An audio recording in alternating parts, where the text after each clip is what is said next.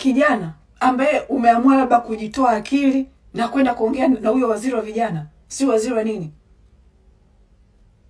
hutakiwi kwenda pale kwenda kutoa malalamiko ya vijana ambao ni trivial, ambao ni yani kwa sasa hivi kwenda pale kuongelea kero ya maji au kero ya ajira kwa vijana au sijui kero ya sijui kitu chochote kwa vijana,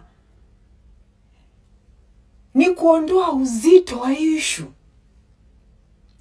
Kero sasa hivi ambao vijana mnatakiwa muongee popote pale ambao ina manufaa kwenu na kwa nchi hii ni 3 tu: katiba mpya, serikali ya mpito, uchaguzi kurudiwa. Hizo ndo yani mnatakiwa msimame kwenye hizi nguzo 3.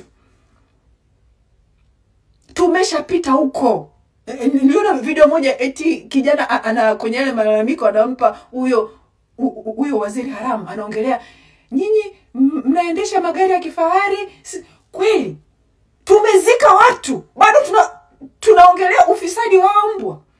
Tumezika watu bado tunaongelea ufisadi, tunaongelea magari kwa uzito wa issue ilipofika.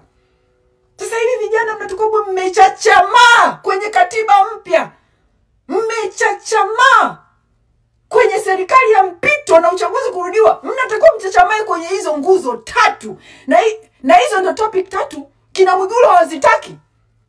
Hizo ndo topic 3 Samia hazitaki, serikali hii hawazitaki, kwa sababu wako tayari kuongea na nyinyi kwenye chochote, lakini sio wapeni haki. Wako tayari kufanya lolote, lakini sio kutoa haki. Kwa hiyo na nyinyi inabidi msimame kwenye nguzo hizo 3 za kudai haki na changes kwenye nchi. Tumeshazika watu kwenye nchi zingine kwa vifo vilivyotokea sasa hivi. Kungekuwa na mabadiliko makubwa. Kenya hawakufa hata watu wengi hivi na katiba mpya ilipatikana. Tanzania tumezika watu zaidi ya 10,000 mpaka leo. Mpaka leo hii serikali inawapigeni nyinyi dana. Sasa hivi tunawasikiliza. Wakiwasikiliza sasa hivi hii serikali sasa hivi tayari kungekuwa kumeshawekwa tume ya katiba mpya hapa. Tayari kungekuwa kumeshaanza talks za serikali ya mpito kama ni serikali inaosikia. Lakini ni serikali ambayo bado iko kwenye kucheza akili za wananchi, lakini sio kutoa haki. Sasa hivi Watanzania tunacheza ngoma inayopigwa na sisi.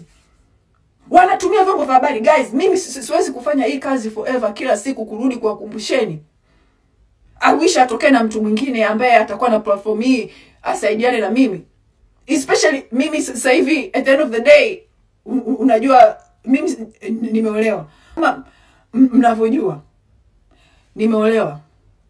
As before nilikuwa na like a lot of independence ya kufanya whatever, hata kama ataki nini yani ya kuleta kuendelea na hizi harakati zangu, because I had a lot of money of my own. Lakini sasa hivi sina income, sina hela, so I have lazima nimsikilize shemeji yenu akiniambia nitulie, akiniambia nini, you know. So inabidi atoke na mtu mwingine wa kunisaidia kufanya hii kazi, kwa sababu kila ninapofanya hizi video shemeji yenu okay bado nini watakuja kutua. Mimi sijali waje kutua, but of course shemeji yenu cares. Na sasa hivi sina income ya kujifanya kiburi, sina hela, so I have to listen. So inabidi atoke na mtu mwingine anisaidie kufanya hii kazi. Lakini Watanzania sijui yani inakuwaje sasa hivi kina Mwigulu wanatumia media kuwasahaulisha kichotokea bila kuwapeni haki yoyote. Inabidi kila Mtanzania kwenye akili yako sasa hivi uwaze kwamba sitaki kusikia chochote kwenye hii serikali zaidi ya kunipa haki, zaidi ya haki. Tumezika watu kwa ajili ya haki. Na kina Mwigulu hawataki kutoa haki, wanataka kufanya ni propaganda tu. Na sasa hivi Samia katulia nyuma, anawatumia hawa kuilegeza nchi. Mkishalegea ndo atarudi sasa. Imagine guys, imagine. Mpaka nalichukia ili neno guys sasa hivi. Imagine uchaguzi umeibiwa, wametuua, bado wameshikilia nchi, hawajatupa hata haki moja tulioidai kwenye maandamano. Hata haki moja. Na bado maisha yanaenda kuendelea. Wanawafanyieni tu sasa hivi propaganda. Wanawafanyieni, tuambieni kero zenu. Of course kuna watu wanasema kwamba vijana wale kwenda pale ni UVCCM. Sawa, wanaweza wakawa UVCCM, sio kweli vijana wa Tanzania. Lakini still hata huku kwenye social media vijana mnatakuwa mwe mmechachamaa kwenye kudai hizo haki tatu and not anything else.